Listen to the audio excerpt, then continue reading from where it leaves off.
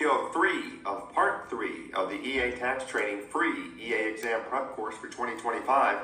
Tom here, back with you to discuss specific areas of representation before the IRS.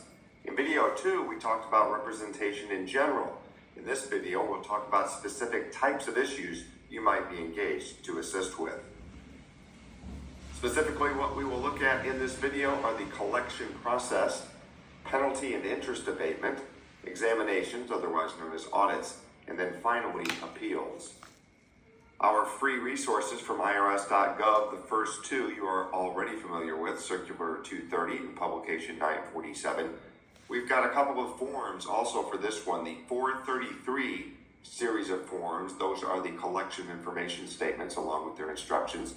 And then Form 843 along with its instructions. I recommend all of those. So let's start by talking about the collection process.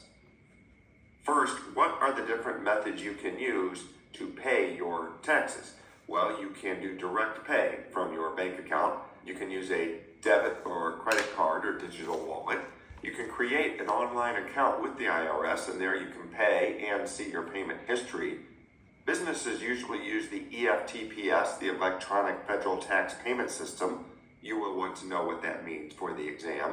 You can pay by wire transfer, check or money order through the mail, electronic funds withdrawal when you're e-filing your return. You can pay cash either through certain retail partners throughout the United States up to $1,000 and at certain IRS taxpayer assistance centers. So those are your payment options. What about your refund options? Well, for your refunds, you can receive it either by direct deposit, and you can split that into as many as 3 different accounts. You can receive a paper check in the mail. You can get a prepaid debit card. So sometimes you have clients who do not have a bank account. So a prepaid debit card can be a good alternative for them. The IRS is using some mobile payment apps, and I think they'll be doing more of that in the future. You can apply the refund to next year's estimated taxes, and you can split the refund between getting an actual refund and using part of it for estimated payments for the next year. One change for 2024 is you can no longer use your refund to purchase U.S. savings bonds, so you will want to remember that for the exam. That is new for 2024. What if you owe money and you don't have that money to pay? First thing is, file the return anyway.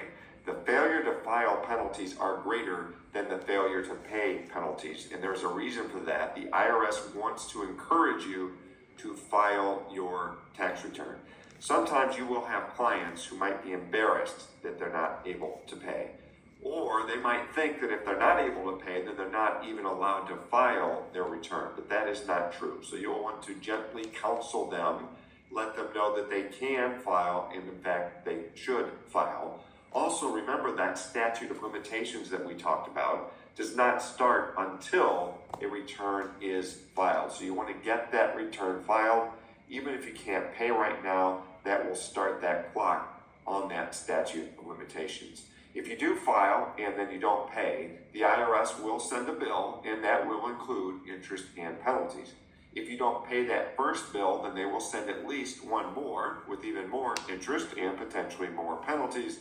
And if you don't pay after receiving your final bill, then the IRS will begin what they call collection actions that we will be talking about.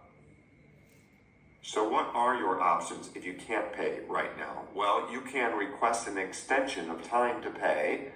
You can enter into an installment agreement, or you can apply for an offer in compromise.